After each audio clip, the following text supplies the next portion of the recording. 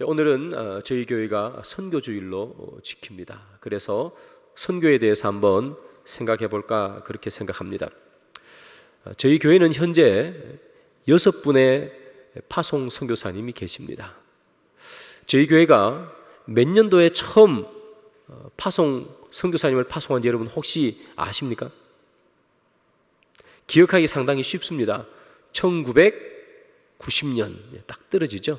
1990년에 지금은 돌아가셨습니다. 고 허진필 선교사님을 필리핀으로 파송한 것, 그것이 저희 교회의 선교의 시작입니다. 허진필 선교사님을 필리핀에 파송한 이후에 계속해서 저희들 교회는 선교사님을 파송했죠. 중국에 허성회 선교사님을 파송했습니다. 지금은 GMS 본부에 사역하고 계시죠. 또 이어서 중국의 김갈렙 선교사님을 파송했습니다. 지금은 네팔에서 사역하고 계십니다. 이어서 부이국이라고 통칭합니다. 부이국에서 이대로 선교사님을 또한 파송했습니다. 그리고 천안에 김석준 선교사님을 선교사님으로 파송했습니다. 천안에 외국인 노동자들, 외국인 학생들을 향한 선교 사역이죠. 이것을 디아스포라 선교라 그렇게 말합니다. 그리고 현지인 선교사죠. 우리 시야곱 그리고 양사라 선교사님을 2018년에 현지인 선교사님을 현지에 선교사로 파송했습니다. 그리고 2019년에는 우리 교회가 최초로 파송한 허진필 선교사님이 소천하시고, 그리고 17년이 지나서 2019년에 허진필 선교사님의 아내 되셨던 우리 허영순 선교사님을 필리핀 민다나오 섬에 있는 다바오 지역에 다시 선교사로 파송했습니다. 그래서 현재 저희 교회는 6명의 파송 선교사님이 계십니다. 6명의 파송 선교사님뿐만 아니라 저희 교회는 10분의 협력 선교사님도 계십니다. 초원에서 8분을 돕고 계시고요. 또 교회의 이름으로 또한 2분의 선교사님을 돕고 있습니다. 그래서 6분의 파송 선교사님, 10명의 협력 선교사님들이 계십니다. 한 교회가 6명을 파송한다는 것은 사실은 쉬운 일이 아닙니다. 물론 대형 교회, 큰 교회는 6분보다 훨씬 많은 분들을 선교사님으로 파송하고 있습니다만, 그러나 6명을 파송한 교회는 한국교회 전체를 따져봐도 그렇게 많지는 않습니다. 그런 점을 보면 우리 성일교회는 선교에 열정이 있고 열심히 있는 교회라 그렇게 말할 수가 있습니다. 제가 지난주하고 지지난주에 선교지 탐방을 다녀왔죠. 우리 장로님들 또 집사님과 함께 다녀왔는데 그곳에 있는 선교사님들이 하나같이 말씀하시는 게 감사하다 하는 거예요.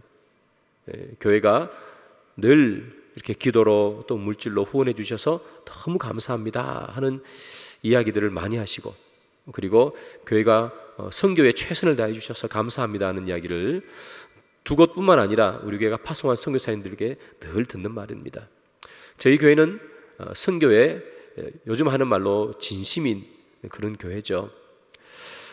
이런 좋은 전통이 깨어지지 않고 계속해서 이어지기를 소망합니다. 제가 처음 저희 교회에 왔을 때는 코로나 시기였잖아요. 그때는 아무것도 할 수 없는, 모든 것이 all stop다는 그런 상황이었기 때문에 사실 저희 교회가 얼마나 선교에 열정이 있는지 듣기는 많이 들었는데 현장에서 보지는 잘 못했었습니다. 그러나 이번에 선교 탐방을 가면서 정말 많은 선교사님, 많은 성도님들이 이 탐방을 가는 분들, 또 청년들 선교 나가는 이런 부분들에 있어서 헌신하시는 걸 보면서, 야, 저희 교회가 이 선교라는 곳에 정말 진심 있는 교회구나. 그리고 이 진심은 그냥 단순간에 나오는 것이 아니라 교회 역사 가운데 이렇게 흘러 묻어 내려오는 것이구나. 그래서 교회가 선교의 역사를 가지고 있는 교회구나 하는 것을 정말 많이 느꼈었습니다.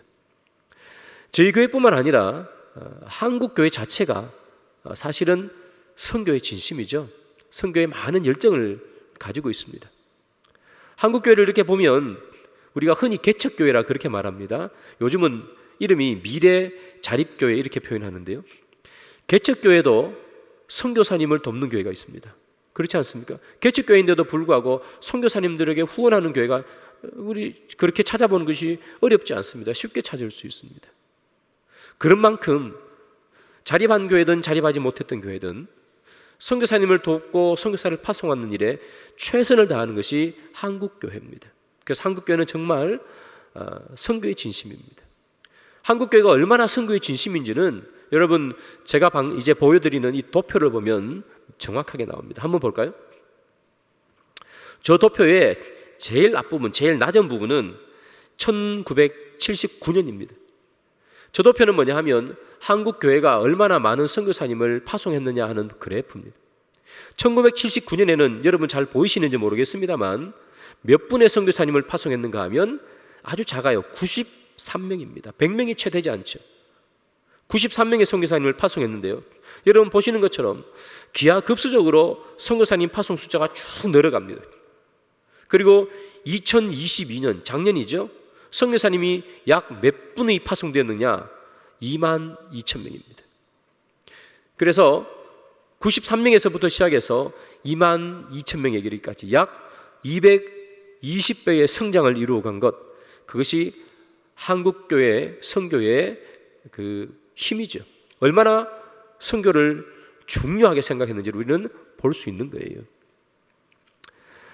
그런데 여러분, 저 그래프를 보면 1979년에부터 시작해서 선교사님이 쭉 파송됩니다. 그전에도 물론 선교사님이 있었겠지만 쭉 선교사님을 파송되다가 2010년도쯤에 오면 이제 상승 곡선이 줄어드는 것을 볼 수 있습니다.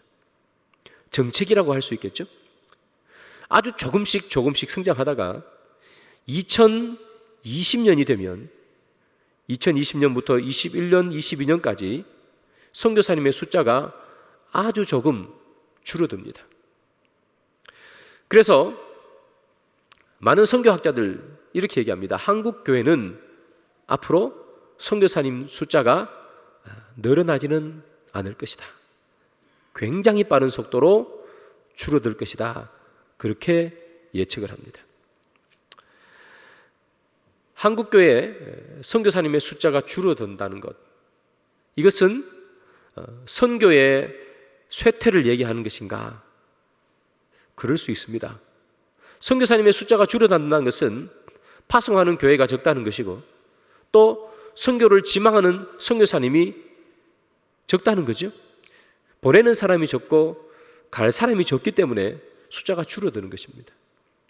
그래서 선교사님의 숫자가 늘어나지 않고 줄어든다는 것은 한국교회 선교의 쇠퇴라 말할 수 있을 것입니다. 그러나 여러분, 선교사님의 숫자가 줄어드는 것만으로 꼭 선교가 쇠퇴한다고 그렇게 말할 수 없는 측면도 있습니다.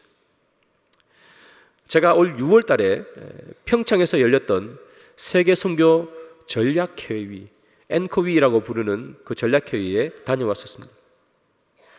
그때 한철호 선교사님이라는 선교사님이 계세요. 이분이 아주 유명한 저희 한국의 선교사님이신데 이런 말씀을 하셨어요. 제가 한번 말씀을 드립니다. 그분이 말씀하신 말씀은 이 말씀입니다. 만일 선교사가 많아지는 것이 한국 교회 선교의 성장이라면 한국 교회는 더 이상 선교가 성장할 수 없을 것입니다. 앞으로 10년 안으로 굉장히 빠른 속도로 선교사의 숫자는 감소할 것입니다. 그렇게 얘기합니다. 이것이 사실입니다. 지금 선교를 가겠다고 선교를 지망하는 젊은 선교사님들이 거의 없습니다. 선교지는 계속해서 고령화되어 가고 있습니다. 선교지에 예전에는 30대, 40대 선교사님이 정말 많았는데 지금은 30대, 40대 선교사님을 찾아보기가 너무 어렵습니다. 그래서 이분이 말씀하신 것처럼 10년 안에 굉장히 빠른 속도로 선교사는 줄어갈 것입니다. 그런데 이 선교사님이 또 이런 말씀을 하셨어요. 그러나 한국교회의 선교의 성숙과 성장이라는 것을 선교사의 숫자로 파악하는 것이 아니라 다른 것으로 측정해야 된다는 거예요. 선교사를 얼마나 많이 파송한 것으로 성장을 볼 것이 아니라 얼마나 많은 성도들이 선교에 동참하느냐, 그것이 바로 한국교회 선교의 성장을 이루어가느냐 아니냐를 결정한다, 이렇게 말씀하신 겁니다. 이분 말의 핵심은 뭐냐 하면 선교사가 줄어도 상관없다, 그런 말이 아닙니다. 선교사님은 여전히 필요하고 선교사님은 여전히 파송되어야 합니다. 그럼에도 불구하고 선교가 성장하느냐 아니냐를 바라보는 관점을, 그 패러다임을 바꿔야 된다는 거죠. 어떻게 바꾸느냐? 선교사 몇 명 파송했느냐가 아니라 지금 한국에서 하나님을 믿고 있는 이 모든 성도들이 얼마나 많이 선교에 동참하느냐로 선교의 성장을 판가름해야 된다는 거예요. 이게 무슨 말이냐면요, 이런 말입니다. 여러분, 어제 점심 때 어떤 음식을 드셨습니까? 아마 집에서 드신 분도 있을 것이고 바깥에서 사 드신 분도 계실 거예요. 저는 어제 점심에 뭐 먹을까 이렇게 고민하다가 짜장면이 너무 먹고 싶었습니다. 그래서 길을 걷다가 짜장면집으로 갔습니다. 여기 성신여대 여기 번화한 곳 안에 보면 그 지하 1층에 짜장면집이 하나 있습니다. 백종원 씨가 운영하는 그 프랜차이즈 짜장면집입니다. 거기 가서 짜장면을 하나 시켜 먹었습니다. 짜장면을 시키니까 또 만두가 한 개 먹고 싶어서 짜장면과 군만두 반 접시를 함께 시켜서 먹었습니다. 평일에 가끔씩 그곳에 가는데요, 평일에 가면 사람이 별로 없어요. 그래서 이 장사 되나 이런 싶은 생각을 했는데 어제는 주말이잖아요. 제가 주말에 처음 가봤어요. 사람이 가득 차 있었어요. 딱 자리 하나가 딱 비어 있었어요. 하나님께서 저를 위해서 그곳을 비워놓은 곳이 아닌가 생각합니다. 그곳에 앉아서 짜장면과 군만두 반 접시를 시켰는데요, 많은 사람들이 이렇게 이야기하는데 우리나라 말보다 외국 말이 더 많이 들렸습니다. 어느 나라 말인지는 잘 모르겠습니다만 뭐 중국말 같기도 하고 또 동남아 말 같기도 합니다. 정말 많은 외국말이 들렸습니다. 밥을 먹고 그 짜장면집에서 교회로 오는 그 길 속에서도 많은 학생들이 지나가잖아요. 한국말도 들리는데 여러분들도 다 들어보셨겠지만 외국말, 어느 나라 말인지 모르겠지만 아마 중국말 같기도 하고 그 비슷한 말 같기도 한 외국말이 정말 많이 들립니다. 선교사님을 보내는 것만 선교가 아니고 우리 모두가 동참한다는 것은 바로 그런 개념이겠죠. 여러분, 이제는 선교지가 따로 없어요. 옛날에는 중국에 가야 중국 사람이 있고 필리핀에 가야 필리핀 사람이 있습니다만 이제는 한국에 중국 사람이 있고 한국에 필리핀 사람이 있는 거예요. 한국에 베트남 사람이 있고 한국에 많은 나라 사람들이 이미 있어요. 가는 것도 중요하지만 이미 우리 주위에 있기 때문에 우리 모두가 그들을 복음을 전도하면 우리가 다 선교사라는 거예요. 그래서 우리가 다 선교에 동참할 때 그때 비로소 한국교회 선교는 성장한다는 거예요. 그래서 이 선교의 개념을 바꾼다는 거예요. 선교사님 파송한다가 아니라 내가 우리 교회 옆에, 우리 옆집에, 우리 앞집에 있는 복음을 알지 못하는 타문화권의 사람에게 복음을 전가하는 것, 그러면 내가 뭐가 되는 거예요? 내가 선교사라는 거예요. 그래서 우리 모두가 그런 선교사의 개념을 가지고 복음에 동참한다는 거예요. 그것이 바로 우리 모두가 선교에 참여한다는 개념입니다. 그뿐만이 아닙니다. 우리가 흔히 보내는 선교사 그렇게 표현하지만 우리가 선교사님을 파송하고 그 선교사님이 선교 지역에서 복음을 잘 선포할 수 있도록 도와주는 것, 그것 또한 뭡니까? 우리가 선교사에게 동참하는 거라는 거죠. 그런데 이 한국교회를 바라보면 정말 안타까운 것은 바로 이것이죠. 이것이 잘 안 된다는 거예요. 앞에서 말씀드렸다시피 한국교회는 정말 선교에 열정이 많습니다. 그런데 가만히 따지고 보면 한국교회는 정말 열정이 많은 것 같고 선교에 열정을 다하는 것 같은데 우리 교회에 선교사님이 누군지, 그 선교사님이 어디에서 어떤 사역을 하는지 아는 성도는 많이 없다는 거예요. 우리 교회도 마찬가지입니다. 우리 교회에 선교사님이 몇 분인지, 어디에 가서 말씀을 전가하고 계시는지, 이름이 어떤지 아시는 분이 선교에 관심 있는 분들 제외하고는 많이 없어요. 그래서 선교 헌금을 하는데 정작 이 선교 헌금이 어느 나라에 어떤 분에게 보내져서 선교가 이루어지는지 그것까지 관심 있는 분들은 별로 없다는 거예요. 선교사님도 마찬가지입니다. 선교사님도 선교 지역에서 선교 사역하느라 바쁘시겠죠. 그래서 자기를 파송한 교회에 대한 관심이 많이 없는 분들도 계세요. 선교 헌금만 제때 받으면 그걸로 오케이인 분도 계신단 말입니다. 가장 안타까운 부분은 이거죠. 우리 모두가 함께 선교해야 되는데 보내는 우리는 선교 헌금한 것으로 나의 선교 사역을 다 감당했다고 생각해버리고, 또 선교사님은 선교 헌금 받는 것으로 모든 것을 다 끝내버린 이런 경우가 종종 생긴단 말이에요. 우리 교회는 정말 그렇지 않는 것에 하나님께 감사드리는데 한국교회가 그런 모습들이 조금씩 있는 거예요. 그게 정말 안타까운 부분이죠. 그래서 오늘 본문을 보면 이 선교사님과 그리고 선교사님을 돕는 교회가 어떻게 할 때 가장 아름다운 모습인가, 그리고 어떻게 할 때 가장 잘 복음이 전파되는 건가, 오늘 본문은 우리에게 말해주고 있습니다. 오늘 본문은 바울이 빌립보 교회 성도들에게 감사를 전하는 내용입니다. 오늘 3절부터 7절을 다 보면 감사밖에 없습니다. 내가 너희를 생각할 때마다 기쁘고, 내가 너희를 위해서 내가 기도할 때마다 너희들을 생각하며 하나님께 기쁨으로 기도한다. 바울이 그렇게 말합니다. 바울은 왜 빌립보 교회 성도들을 생각할 때마다 마음이 막 기쁘고, 그리고 기도할 때마다 그들이 생각나서 하나님께 감사함으로 그들을 위해서 기도할까? 왜 바울은 빌립보 교회 성도들을 그렇게 생각할까? 그 이유는 도대체 뭘까? 오늘 본문 5절에 보면 그 이유가 기록되어 있습니다. 너희가 첫날부터 이제까지 복음을 위한 일에 참여하고 있기 때문이라.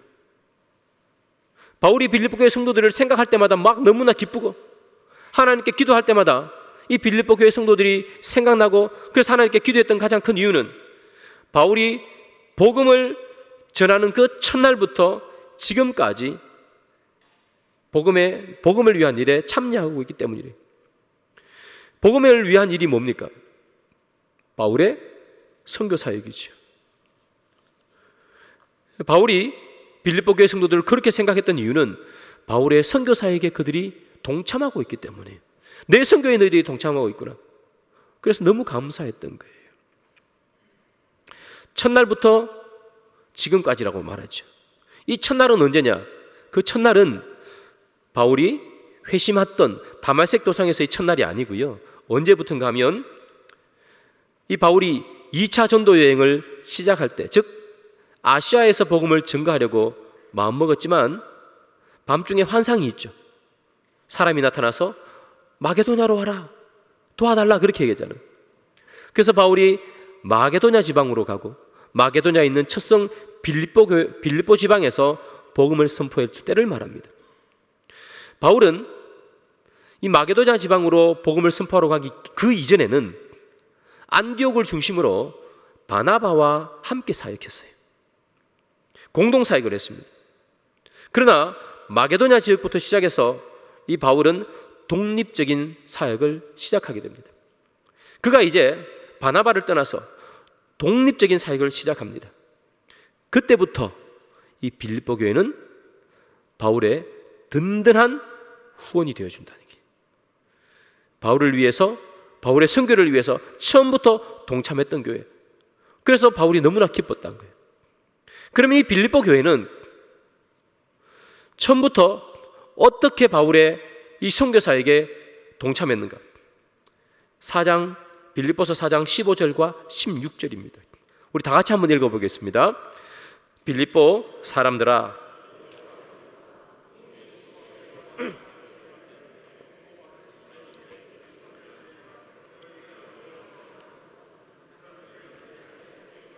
한두 번뿐만 아니라 2번이나 나의 쓸 것을 보내었도다. 바울이, 이 빌립보 성도들이 바울의 선교사에게 어떻게 동참했는가? 여러분 보신 것처럼 이렇게 나오죠. 내가 마게도냐를 떠날 때에 주고 받은 내 일에 참여한 교회가 너희밖에 없었다는 거예요. 주고 받았다는 건 뭡니까? 선교 헌금을 말하는 거예요. 바울이 이제 마게도냐 지방을 떠나서 복음을 증거하려고 할 때 이 바울에게 선교 헌금을 준 교회가 빌립보 교회밖에 없어요. 마게도냐 지방에서, 빌립보에서 복음을 증거하고, 데살로니가에서 복음을 증거하고, 베레아에서 복음을 증거합니다. 그런데 이 베레아에서 복음을 증거할 때 유대인들의 핍박이 너무 심해서 바울이 그곳을 떠나는데, 그때 빌립보 교회 성도들이 바울에게 선교 헌금을 준 것이에요. 그뿐 아닙니다. 바울이 데살로니가 있을 때 몇 번이요? 2번. 그래서 합쳐서 3번, 더 있을지는 모르겠지만 어쨌든 3번을 바울에게 선교 헌금을 한 거예요. 여러분, 아무 교회도 바울에게 선교 헌금 하지 않았습니다. 다른 교회가 선교 헌금 하는데 인색하거나 필요 없다고 생각해서 그런 것도 아닙니다. 왜냐하면 바울이 세웠던 그 교회는 그때는 다 약한 교회입니다. 지금으로 치면 개척교회 아니겠습니까? 그뿐만 아니라 성도들이 예수님 믿는다는 것 때문에 때로는 차별받고 때로는 핍박받았습니다. 그래서 그 개척교회는 그들 스스로도 세워지기 힘든 교회였습니다. 다시 말하면 내 하나 돌보기도 쉽지 않았다는 얘기예요. 그래서 바울에게 선교 헌금을 하고 싶었겠지만 할 수 있는 형편이 아니었습니다. 그럼에도 불구하고 이 빌립보 교회는 그렇지 않았다는 거예요. 여러분, 빌립보 교회라고 상황이 달랐겠습니까? 똑같이 세워진 지 오래되지 않는 개척교회 수준이었겠죠. 그 안에 예수님을 믿는 사람들이 있었겠지만 그들은 예수 믿는다는 이유로 때로는 핍박받고 때로는 차별받았습니다. 힘들었습니다. 그럼에도 불구하고 이 빌립보 교회 성도들은 그들이 먹을 것과 그들이 마실 것과 쓸 것을 아껴가며 바울에게 헌금했습니다. 한 번만 한 것이 아니라 3번이나 했습니다. 바울이 그들의 사정을 얼마나 잘 알겠어요. 그럼에도 불구하고 그들이 그 힘든 환경 속에서도 선교 헌금을 보냈을 때 바울은 그것을 받고 얼마나 기뻐했는지 모릅니다.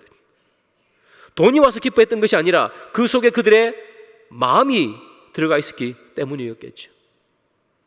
바울은 너무나 기뻐했습니다. 그리고 바울은 그들이 보낸 그 선교 헌금을 가지고 유용하게 사용해서 선교지를 향해서 또 선교 여행을 향해서 쓰게 되었다는 것입니다. 사랑하는 여러분, 복음이 전파되는 곳에는 복음만으로 힘이 있어서 복음 스스로 복음을 개척해 나갑니다. 돈이 없어도 복음은 전거됩니다. 그러나 물질이 있을 때 복음은 더 빠르게, 더 강력하게, 또 더 깊숙하게 복음을 전가할 수 있습니다.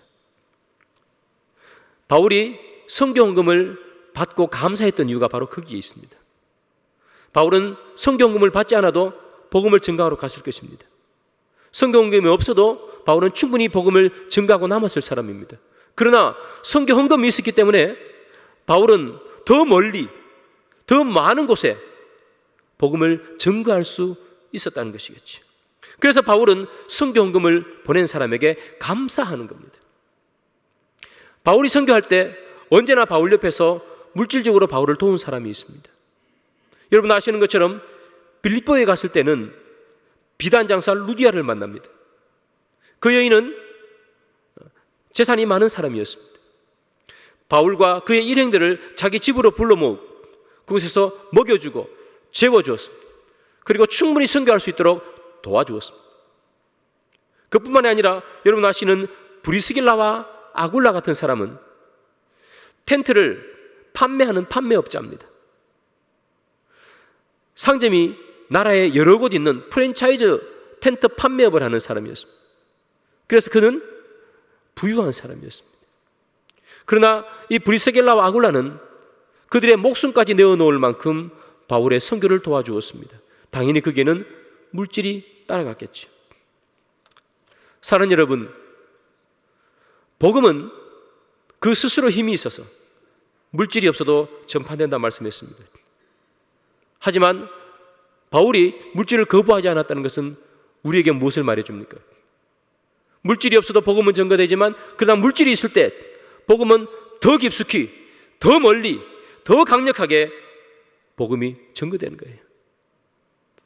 그래서 사랑하는 여러분, 우리는 이 빌립보 교회 성도들처럼 선교를 향한 물질에 헌신하는데 우리는 최선을 다해야 되겠습니다.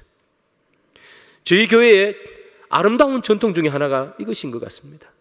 제가 저희 교회에 와서 정말 놀란 것 중에 하나가 뭐냐면 선교지에서 무엇이 필요하다 이렇게 말했을 때에 제가 가끔씩 여러분들에게 기도 제목으로 내놓으면 어김없이 필요한 만큼 채워진다는 거예요. 놀랍습니다. 이것은 그냥 되어진 것이 아니라 여기 계신 원로 장로님들, 또 권사님들, 또 교회 오래 있었던 우리 집사님들, 그분들이 전통으로 갖고 내려온 거예요. 선교지를 향해서 헌신하는 것, 물질로 헌신하는 것. 그것이 사랑하는 여러분 사라지지 않기를 소망합니다. 주님은 우리에게 말씀하셨습니다. 땅 끝까지 이르러 복음을 전가하라 말씀하셨지 않습니까? 선교는 사정이 되면 하고 안 되면 안 하는 것이 아니라 주님의 지상 명령입니다. 그래서 가능한 우리가 선교에 최선을 다해야 되는 것을 주님은 말하고 있는 것이죠. 복음이 전파되는 곳에 물질이 필요하다. 제가 이번에 필리핀과 그리고 부의국에 다녀왔지 않습니까? 물질이 있으면 더 강력하게 복음을 전파할 수 있겠구나 하는 생각을 참 많이 했습니다. 소수민족이 있는 교회를 방문했었습니다. 그때 제가 이렇게 물어봤습니다. 성경책 있냐고 물어봤습니다. 그러니까 이 소수민족들은 어른들은 성경책을 자기 소수민족 언어로 된 성경책을 갖고 있는데 어린 아이들은 그 나라 말을 배우는데 그 나라 성경책이 없대요. 지금 내 주머니 다 틀어서 사주고 싶지만 그걸로 안 되는 거예요. 많은 사람들이 소수민족으로 예수를 믿고 있는데 이 아이들에게 성경책이 없다는 거예요. 또 필리핀에 갔을 때는 이 지금으로 말하면 대학교 선교 단체죠. 대학교에 들어가서 그들에게 복음을 전가하는 간사님들이 계신 그 사무실에 들어갔는데요. 화장실이 물이 없어요. 우리는 이렇게 내리면 물이 나오잖아요. 물이 부족하다 보니까 대변을 보고 또는 소변을 보고 옆에 이렇게 다라이 같은데, 다라이 맞나요? 죄송합니다. 일본말 써서 이 물을 퍼서 이렇게 부어요.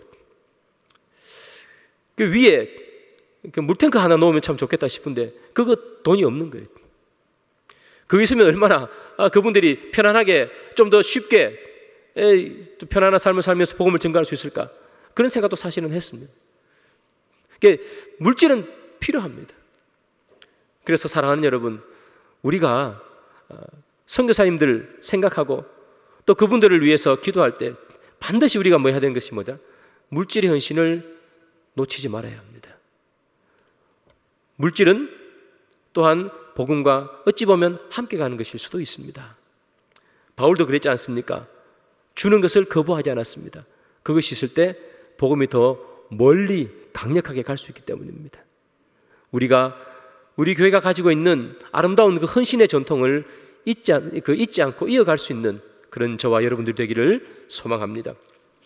바울은요, 이 빌립보 교회 성도들에게 감사했어요. 왜냐하면 힘든 가운데서도 물질로 헌신했기 때문에 그렇습니다. 그렇다면 이 바울이 물질로, 즉 선교 헌금 받은 것 때문에만 감사했을까? 그렇지 않습니다. 바울은 또 다른 것 때문에 감사합니다. 바울과 실라가 빌립보에 가서 복음을 전거했습니다. 그런데 옥에 갇히는 일이 발생했습니다. 하나님께서 기적을 일으켜 주셔서 옥문을 열어주셨죠. 그래서 바울과 실라가 옥문에 나와서 어디로 가는가 하면 바로 루디아의 집으로 갔습니다. 루디아의 집에 갔을 때 루디아의 집에서는 어떤 일이 벌어지고 있었는가?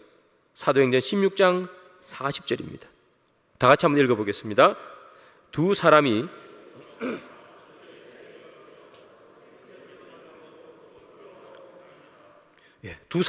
바울과 실라가 옥에서 나와서 루디아의 집에 갔습니다. 루디아의 집에 갔더니 그 집에 누가 있었느냐? 형제들을 만나 형제들이 있었던 거예요. 루디아의 형제가 아니라 믿음의 형제겠죠. 루디아의 집에 형제들이 거기 있었던 겁니다. 믿음의 형제들이. 믿음의 형제들이 일하러 안 가고 자기 집에 안 있고 왜 루디아의 집에 왜 있습니까? 왜 거기 모여 있습니까? 이유는 하나밖에 없는 거예요. 지금 옥에 있는 바울과 실라를 위해서 기도하기 위해서 모인 거죠. 빌립보 교회는요, 여러분, 성경금 준 것으로 끝낸 교회가 아닙니다. 기도하는 교회입니다. 그들을 돕는, 말씀을 증거하는 이 선교사인 바울을 위해서 기도했던 교회, 그것이 빌립보 교회입니다. 사랑하는 여러분, 좀 전에도 이런 말씀을 드렸습니다. 물질이 있으면 복음이 더 강력하게, 더 멀리 갈 수 있습니다. 맞습니다. 그러나 물질이 없다고 해서 복음이 전거되지 않는 일은 절대로 없습니다. 늦지만, 그러나 물질이 없어도 복음은 전거됩니다. 그러나 기도가 없으면 복음은 전거되지 않습니다. 기도가 없으면 선교는 이루어지지 않습니다. 물질은 없어도 어떻게 복음이 전거되겠지만 기도가 없으면 복음은 전거되지 않습니다. 바울은 그것을 너무나 잘 알고 있습니다. 그래서 바울은 사람들에게, 성도들에게 무엇을 요구하느냐? 기도해 줄 것을 요청합니다. 우리가 생각하기에 바울 하면 우리의 기도도 필요 없이 스스로 다 잘 해버릴 것 같지 않습니까? 그러나 바울은 우리에게 간절한 기도를 요청합니다. 자기 사역을 위해서. 로마서를 보겠습니다. 로마서 15장 30절부터 32절입니다. 우리가 다 같이 한번 읽습니다. 시작. 형제들아,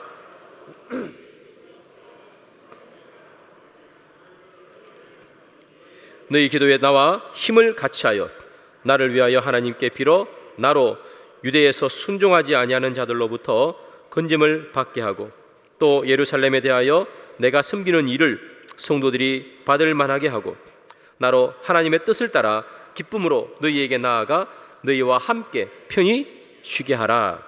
아멘. 바울이 기도 요청하는 거죠. 여러분 30절에 바울이 이렇게 얘기하잖아요. 나를 위하여 하나님께 빌어. 너희들 나를 위해서 하나님께 좀 빌어달라, 기도해달라는 거 아닙니까? 그죠? 기도해 주십시오. 나는 기도가 필요한 사람입니다. 여러분들이 생각할 때 사도 바울은 대단한 사람입니다. 우리처럼 이 약한 사람들의 기도는 전혀 필요 없을 것 같습니다. 얼마나 대단한 사람입니까? 그런데 바울이 뭐를 요구해요? 기도해 주십시오 하는 거예요. 제발 나를 위해서 기도해 주십시오. 여러분 바울이 무엇을 위해서 기도해 주려고 하느냐? 한번 보겠습니다. 32절 첫 번째 이렇게 나오죠. 유대에서 순종하지 않은 자들로부터 건짐받게 하시고 이렇게 되어 있죠. 순종하지 않는 자들로부터 건짐받게 해주십시오. 이게 무슨 기도입니까? 그가 복음을 증거했을 때에 그를 적대하고 그를 박해하는 사람들이 있다는 얘기입니다. 그들로부터 나를 안전하게 해달라고 기도 요청하는 겁니다. 여러분 우리는 바울이 40의 감함에도 맞고 다니고 파선하는 배를 타고 다니고 돌에 맞아도 끄떡없는 사람들처럼 느껴집니다. 그래서 바울은 무슨 불사신처럼 느껴집니다. 그러나 그렇지 않습니다. 바울도 그에게 요청하는 것이 무엇입니까? 나의 안전을 위해서 기도해 주십시오. 내가 복음을 증거할 때 나를 핍박하고 나를 반대하는 사람들이 나를 힘들게 할 수 있습니다. 내가 그들로부터 건짐받게 기도해 주십시오. 내가 다치지 않게 기도해 주십시오. 내 건강이 상하지 않도록 기도해 주십시오. 여러분 얼마나 인간적입니까? 바울이 이 기도를 하는 거예요. 사랑하는 여러분, 우리는 헌금을 내는 데는 너무나 익숙합니다. 선교 헌금을 내는 데는 너무나 익숙합니다. 선교사님이 무엇이 필요하다고 합니다. 우리는 다 모읍니다. 매달마다 내는 선교 헌금을 많은 사람들이 선교 헌금을 합니다. 그러나 정작 우리는 기도하는 일에 약합니다. 선교사님들의 건강과 선교사님들의 안전을 위해서 기도하는 사람은 적대라는 얘기입니다. 무엇이 한국교회의 선교의 성장이라고 말했습니까? 헌금만 내버리는 것이 선교의 동참이 아니라는 겁니다. 우리 주위에 있는 많은 사람들에게, 예수 믿지 않는 타문화 사람들에게 복음을 전가하는 것이 우리가 선교의 성장을 이루어 나가는 것이고, 그뿐만 아니라 물질로 헌신하고 또 선교지를 위해서 기도하는 것이 선교의 성장을 이루어 나간다는 거예요. 그래서 바울이 얘기합니다. 나의 안전과 건강을 위해서 기도해 주십시오. 사랑하는 여러분, 우리 교회가 파송한 선교사님, 초원에서 돕고 있는 선교사님들을 위해서 그분들의 안전과 건강을 위해서 반드시 기도하시기를 바랍니다. 여러분들이 선교 헌금을 냈다고 해서 그것이 선교에 동참한 것이 다가 아닙니다. 그것도 너무나 중요하지만 선교사님들의 건강과 안전, 그걸 위해서 반드시 기도해야 합니다. 바울도 기도해 달라고 하지 않습니까? 바울도 이 기도가 필요한 겁니다. 바울도 이 기도가 필요한데 지금 현장에서 사역하는 그 선교사님들은 얼마나 필요하겠습니까? 잊지 말고 기도해야 되는 것. 바로 이것이 우리가 선교에 동참하는 것. 또 바울은 기도하죠. 31절 뒤편에 이렇게 얘기합니다. 예루살렘에 대하여 내가 섬기는 일들을 성도들이 받을 만하게 하고, 이렇게 얘기합니다. 성도들이 내가 전하는 이런 말씀을 받아들일 수 있도록 기도해 달라는 것. 내가 복음을 전할 때에 사람들이 그 복음의 말씀을 믿을 수 있도록 도와주십시오 하는 것이 바울의 기도입니다. 여러분, 베드로는 복음을 증거하니까 3,000명, 5,000명이 하루에 믿죠. 우리는 바울도 꼭 그럴 것만 같습니다. 바울이 선포하면 다 믿을 것 같고 바울이 안수하면 다 나을 것 같습니다. 그렇지 않습니다. 바울도 사람입니다. 바울이 기도해달라는 것이 뭡니까? 내가 복음을 전하는데 여러분들의 기도가 없으면 내 전하는 이 복음이 아무런 힘이 없습니다. 여러분들의 기도가 필요합니다. 여러분 기도해 주십시오. 이것이 바울의 기도 아니겠습니까? 사랑하는 여러분, 우리가 이곳에서 우리가 파송한 선교사님들, 우리가 돕고 있는 이 선교사님들이 복음을 증거할 때 그 복음에 주님의 영광이 나타날 수 있도록, 그 주님의 영광이 세상의 권세를 뚫어버릴 수 있도록 여러분 반드시 기도하셔야 됩니다. 그 기도가 있을 때 복음은 꽃을 피우는 거예요. 아무런 기도하지 아니하고 그저 선교 헌금 낸 것으로 우리가 선교를 다 했다고 생각하면 현장에서 그 힘은 급격하게 줄어들 것입니다. 바울이 그걸 알지 않습니까? 천하의 바울도 뭐를 요구하는 거예요? 내 복음이 힘이 있게 도와주십시오라고 얘기합니다. 기도가 없으면 복음에 힘이 없는 것이기 때문에 그렇습니다.